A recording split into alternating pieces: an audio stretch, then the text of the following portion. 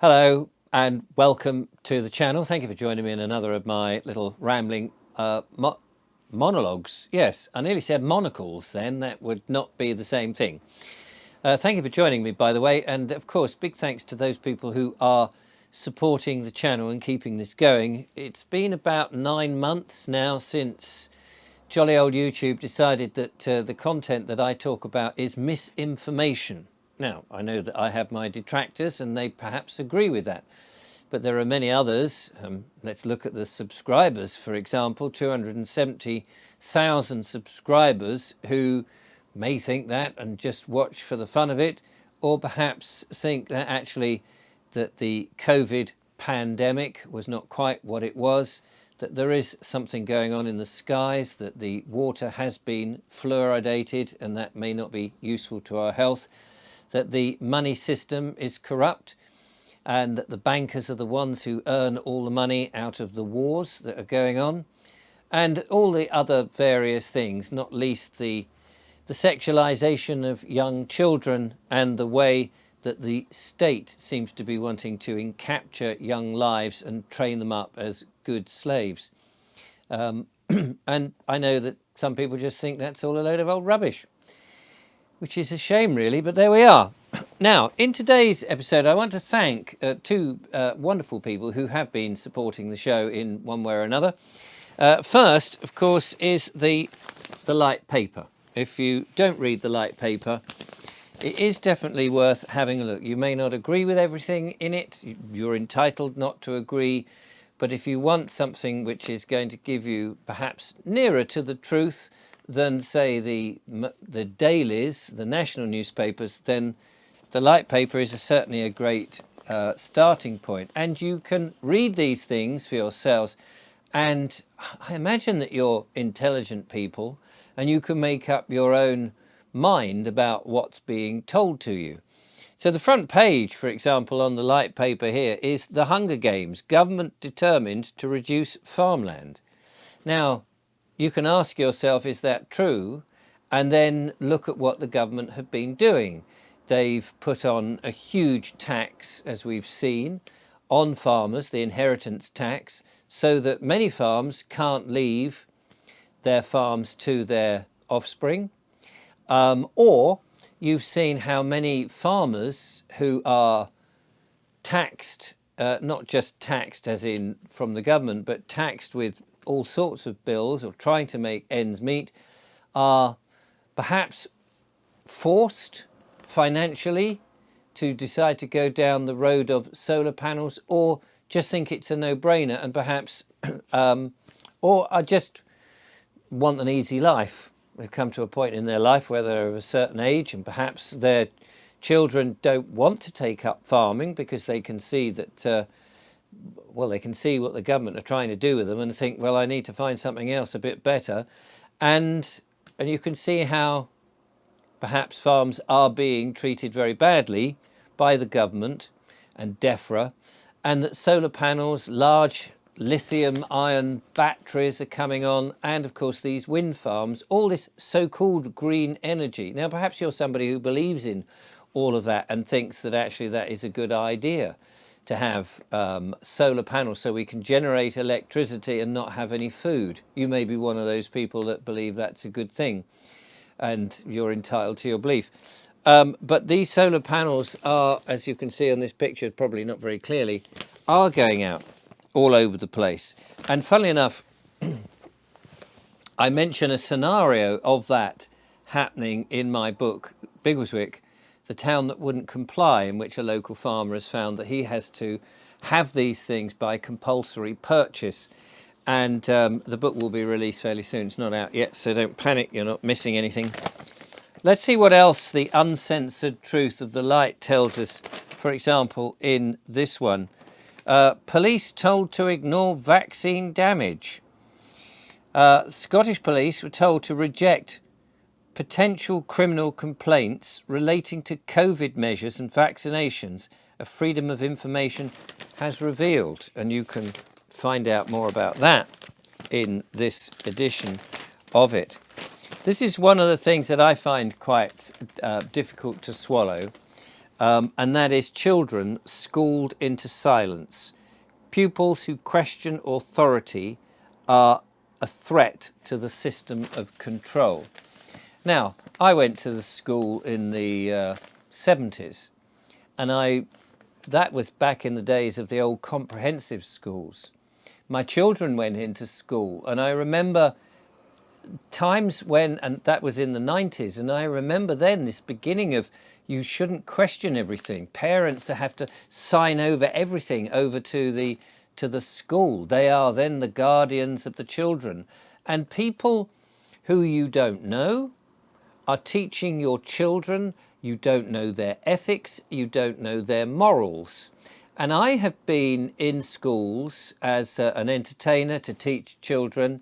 And when I wrote my children's books, I went into schools to show them to do some writing classes.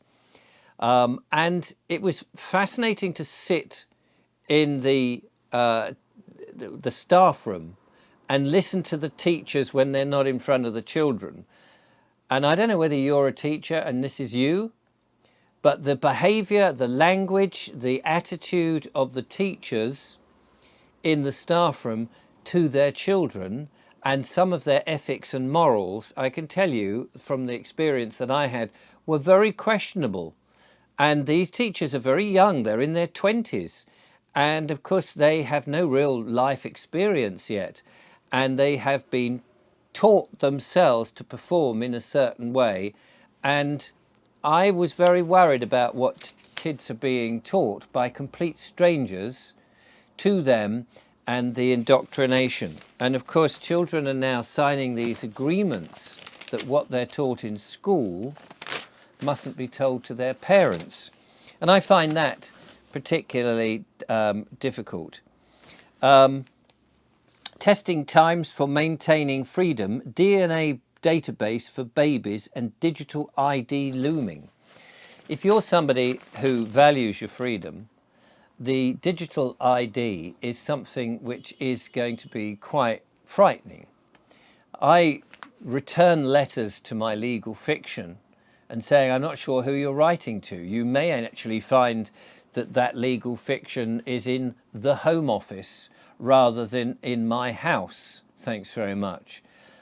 Because my Christian name is Richard, and you can address me by that. I did a video the other day about that sort of thing.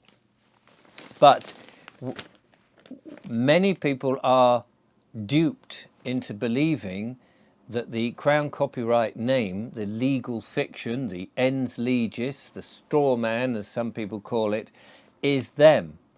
And this is where they get into all sorts of problems because they are agreeing or giving consent to be an entity which isn't them. But when the digital IDs come in, that is going to be quite tricky if a baby is tagged almost the minute it's born, even though the digital ID, like the legal fiction, will no doubt be actually attached to the placenta.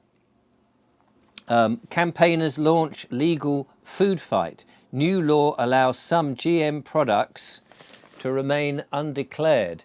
Do you know what you're eating? If it's GM modified, what does that really mean for the food that you eat? We know that the supermarkets are selling highly processed food which is full of flavourings and all sorts of different chemicals. Excuse me. Is that good to eat?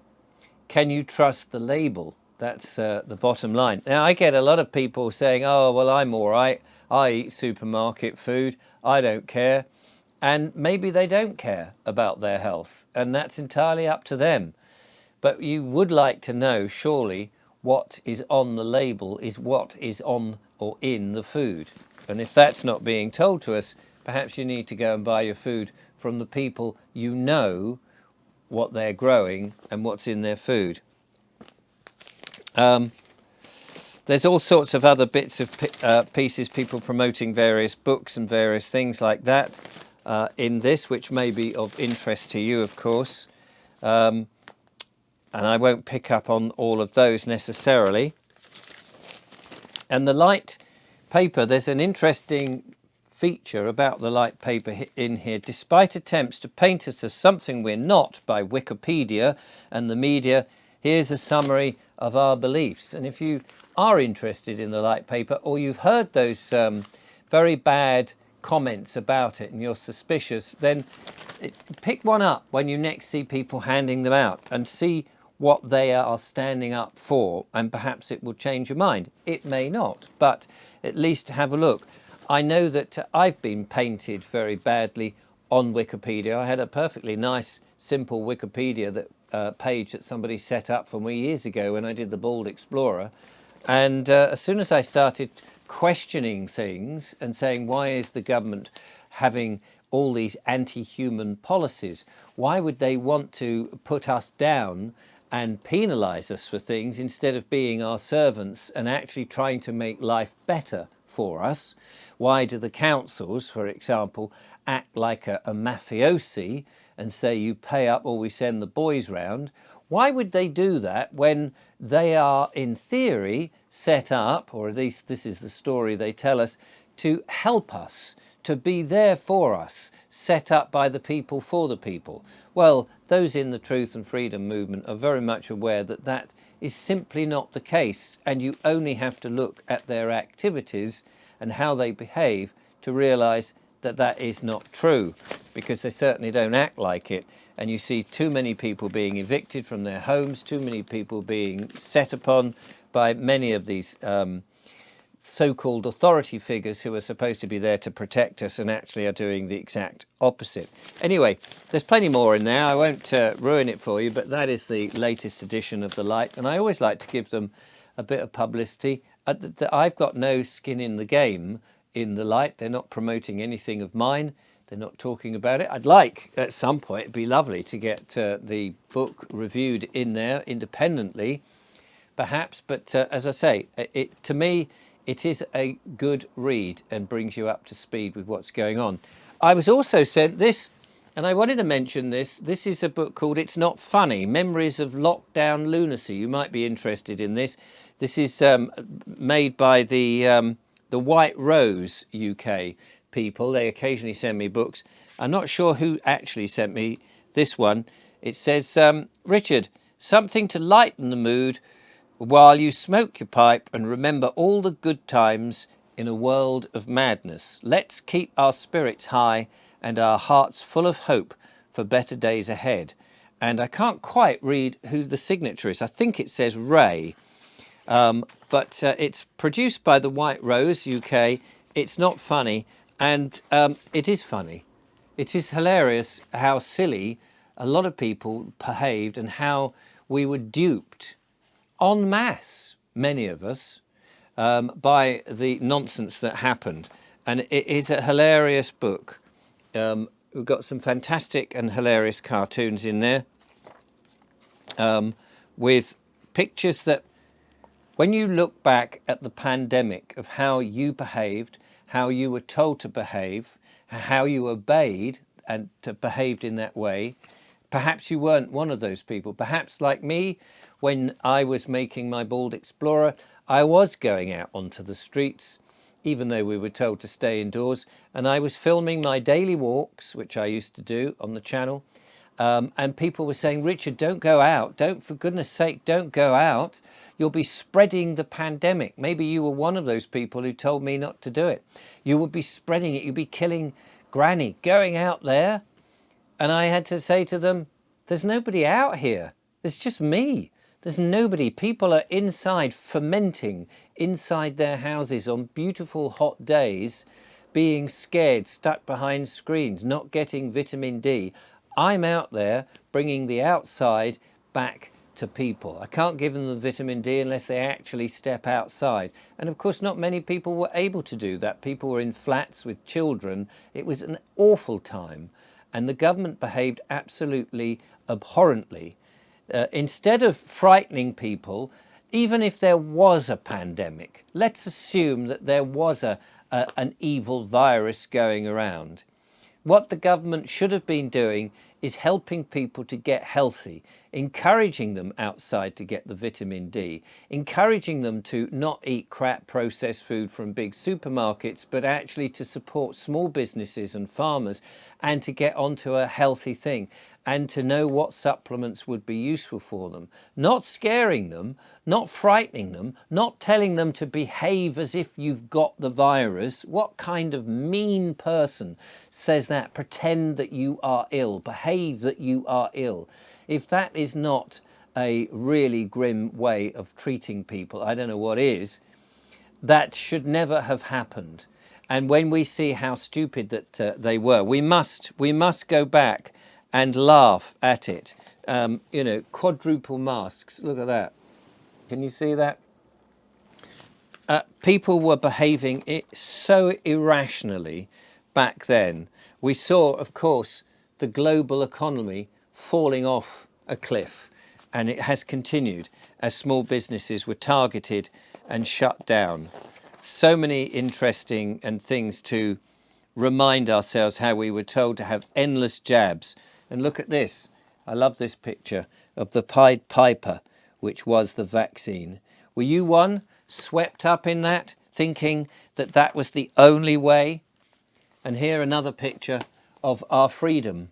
And look, to stand outside at that time was to be breaking the law and to be told that you were nasty. And meanwhile, the police and everything. We remember those poor people who were arrested for getting outside and enjoying life.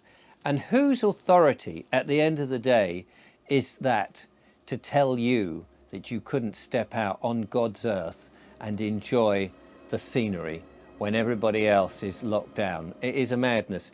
It's not funny. Memories of Lockdown Lunacy. Thank you for sending it to me.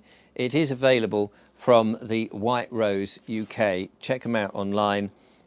They also did some other great books which I have featured over the months on the channel.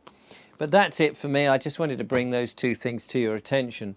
We must never forget the nonsense that we've been onto, and we must stay resilient, for the truth will out, and we should have no fear.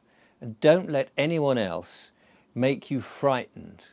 You are a very resilient person, or person is a dodgy word, but you are a very resilient man or woman, and that you should now be able to stand on your feet. Julia and I are doing that. We're buying our land to hopefully inspire others by making a load of mistakes, learning how to start growing food and being one with nature.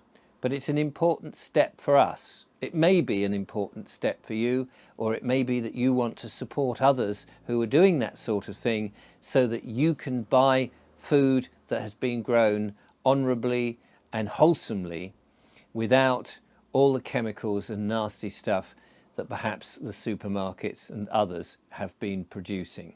Thank you for watching. I'll see you next time.